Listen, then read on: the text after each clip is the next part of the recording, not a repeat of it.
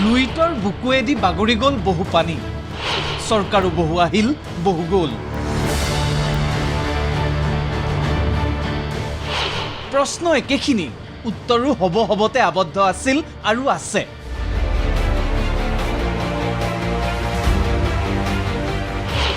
6 নং দফাক লৈ পৰিহাসৰ সলনি পালেই বা কি অসম আৰু অসমীয়াই?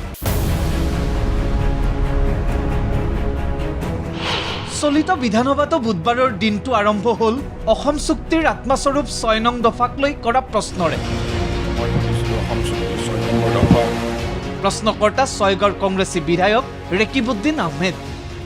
ৰেকিবুদ্দিন আহমেদে সুধিছিল, বিপ্লৱ শৰ্মা আয়োগৰ প্ৰতিবেদন কি হ'ল? দিল্লীলৈ পঠিওৱা হ'ল নে প্ৰতিবেদন? 6 নং দফা চৰকাৰে কাৰ্যকৰী কৰিব নে নকৰে? কিন্তু ৰেকিবুদ্দিন আহমেদ বিভাগীয় মন্ত্ৰী অতুল বৰাৰ উত্তৰত আশ্বস্ত নহয়। কিয় আশ্বস্ত নহয় বুজাই দিলে ৰেকিবুদ্দিন আহমেদে।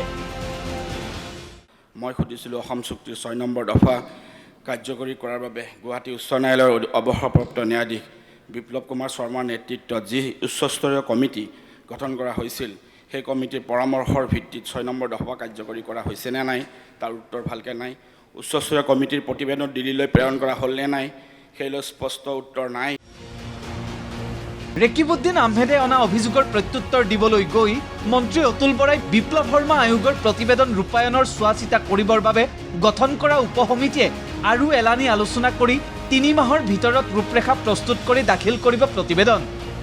এই কথাৰ লগতে সংযোগ কৰি মন্ত্ৰী অতুল বৰাই কংগ্ৰেছৰ সদিচ্ছাৰ অভাৱতহে অসম চুক্তি ৰূপায়ণ আজি পৰ্যন্ত নহ'ল বুলি কোৱাৰ লগে লগে জাঙুৰ খাই উঠিল বিৰোধী। আমি অচিৰেই আৰু একলানি আলোচনা কৰিম। আমি আশা কৰিছোঁ যে 3 মাহৰ ভিতৰত আমি স্পষ্টভাৱে ইয়াৰ এটা ৰূপৰেখা প্ৰস্তুত কৰিব পাৰিম আৰু আমি ছাবমিট কৰিব পাৰিম আৰু সেইমতে আমি আগবাঢ়িব পাৰিম। দীঘলীয়া সময় মাননীয় অধ্যক্ষ মহোদয়, কংগ্ৰেছ দল দিল্লীতো ক্ষমতাত থাকিল, আমাৰ ৰাজ্যতো ক্ষমতাত থাকিল। যদি সদিচ্ছা থাকিলেহেঁতেন তেতিয়াহ'লে সেই সময়ছোৱাতে আজি আপোনালোকৰ 8 বছৰ সদিচ্ছাৰ কাৰণে অসম চুক্তি হৈছিল। 8 বছৰ পাৰ হৈ গৈছে, আপোনালোকে কি কৰিছে? বিষয়টোৰ বিতৰ্কত এফালে যদি অতুল বৰাই কৈছে IMDTৰ কথা, আনফালে বিৰোধীয়ে বাৰে বাৰে অতুল বৰাক সোঁৱৰাই দিলে অগপও দুবাৰকৈ চৰকাৰত থকাৰ কথা। যদি কংগ্ৰেছে নিজৰ শক্তি বৃদ্ধি কৰিবৰ কাৰণে বিদেশীৰ ভোটেৰে তেওঁলোকৰ ভোট বেগ মজবুত কৰিবৰ কাৰণে বিদেশী নানিলেহেঁতেন, তেতিয়াহ'লে অসম আন্দোলন কথা নাই ছাৰ, আমাৰ কোনো ভোট বেংক নাই। এনেকুৱা ধৰণৰ ছাৰ ৰাজনৈতিক তথ্যভিত্তিক দিব লাগিব ছাৰ। এনেই ছাৰ উৰা বাতৰি লৈ সদনৰ সময় অপব্যৱহাৰ কৰিব নালাগে ছাৰ। আজি যিবিলাক সমস্যা হৈছে, এই সমস্যাবিলাকৰ বাবে জগৰীয়া কোন? আজি কংগ্ৰেছে আমাক সোধাৰ আগতে কংগ্ৰেছে নিজক সুধিব লাগে। যে চৰকাৰ গঠন কৰিছিল পাহৰি গৈছে। কিন্তু দীঘলীয়া দিন কংগ্ৰেছ দলে ক্ষমতাত আছিল, দিল্লীতো আছিল, দিছপুৰতো আছিল। যদি পলিটিকেল উইল থাকিলেহেঁতেন, ৰাজনৈতিক ইচ্ছা থাকিলেহেঁতেন, তেতিয়া সমাধান কৰিলেহেঁতেন। 10 বছৰ ৰাজ্যসভাত গৃহমন্ত্ৰী অমিত শ্বাহে কৈছিল অসম চুক্তি আখৰে আখৰে পালন কৰি। ক'ৰবাত আহিল ভৰত নৰ আছুত থকাৰ কথা, ক'ৰবাত আহিল অতুল বৰা আছুৰ সভাপতি হৈ থকা দিনৰ কথা। চন্দ্ৰ নৰহ ডাঙৰীয়াও সেই সময়ত সদৌ অসম ছাত্ৰ সন্থাৰ নেতৃত্বত আছিল আৰু চুক্তিৰ অংশীদাৰ আছিল। এনেকে কৰিলে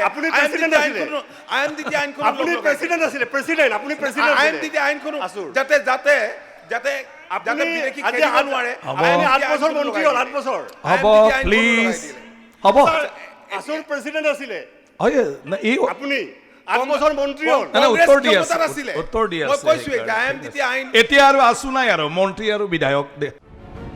এইবাৰ উঠিল দেৱব্ৰত শইকীয়া।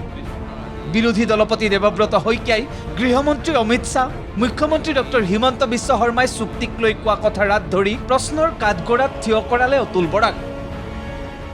অমিত শ্বাহ ডাঙৰীয়াই কৈছিল ৰাজীৱ গান্ধীয়ে চুক্তি কৰিলে কিন্তু তেওঁ ৰূপায়ণ কৰিবলৈ সাহস নহ'ল। আমাৰ বুকুত সাহস আছে, আমি আখৰে আখৰে ৰূপায়ণ কৰিম। অসমৰ মুখ্যমন্ত্ৰী মহোদয়ে একে লাইনত কৈছিল যে অসমৰ কথাখিনি বিজেপি চৰকাৰে বিবেচনা কৰিছে, অসম চুক্তি আখৰে আখৰে ৰূপায়ণ কৰা হ'ব।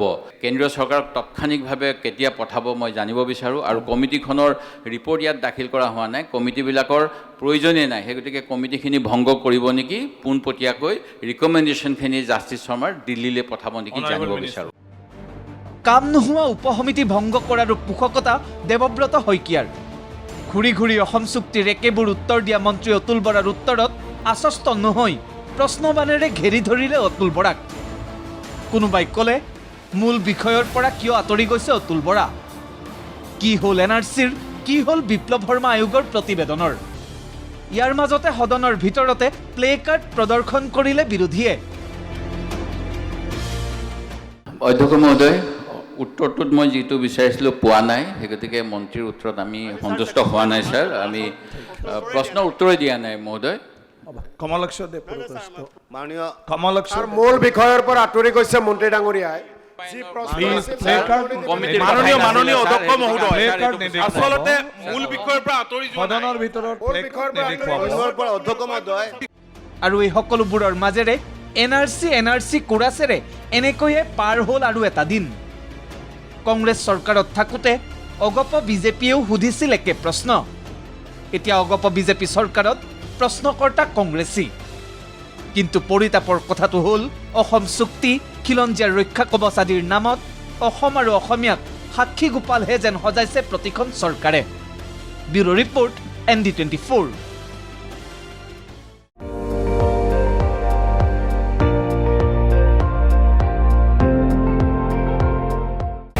আপুনি চাই আছে ND24, সৰ্বশ্ৰেষ্ঠ নহয় সৰ্বোত্তমৰ দৌৰ।